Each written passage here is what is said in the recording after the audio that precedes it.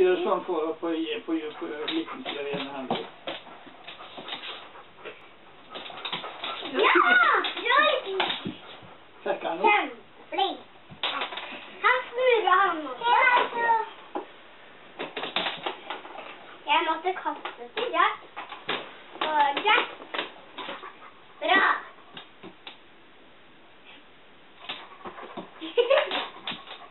Nå får du trene ned og gå på bordet. Han prøver å få seg til å gå på bordet. Du får han til å gå på bordet, men det er ikke bra.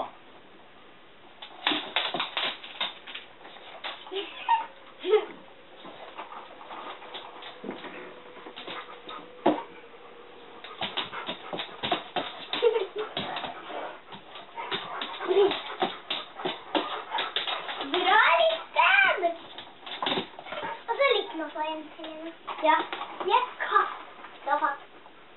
Jack han tok imot en godbit jeg kastet. Liten klarer ikke det, han vet du. Nei, men Jack Ja, han klarer det.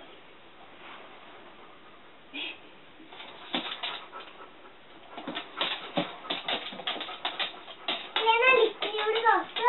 Ja? Nei! Jeg prøvde å kaste inn i munnen hans. Og så Litten, Helena.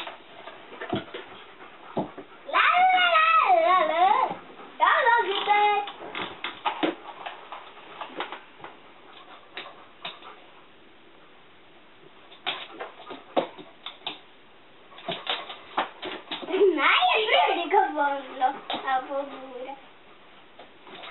Nei.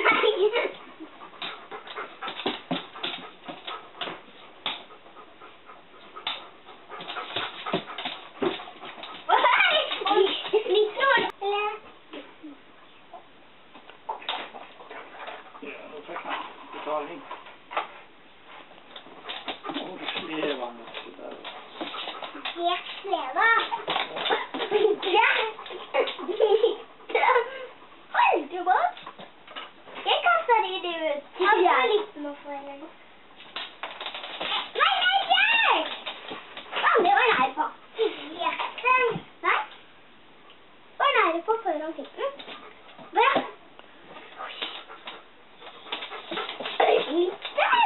Hvorfor prøver du sånn hver gang jeg kaster? Bra, Jack!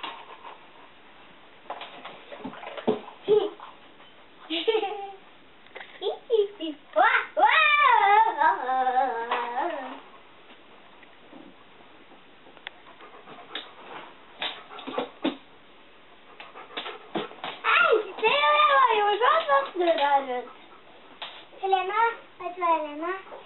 Helena, Litten tok med seg Helena, vil han må få en. Ja, og så det liksom. Nei! Jeg fikk en så mye hodet seg litt med Helena.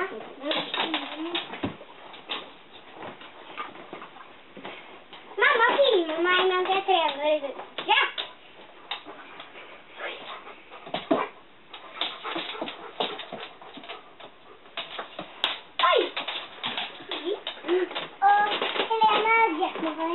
Ja, jeg prøvde å kaste den i munnen til deg.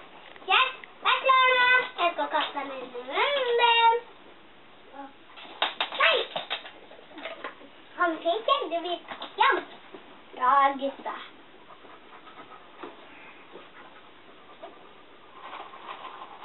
Har dere mer sånne? Ja, så klart. Jeg skal vise hvor de er. Når jeg er ferdig å trykke. Ja.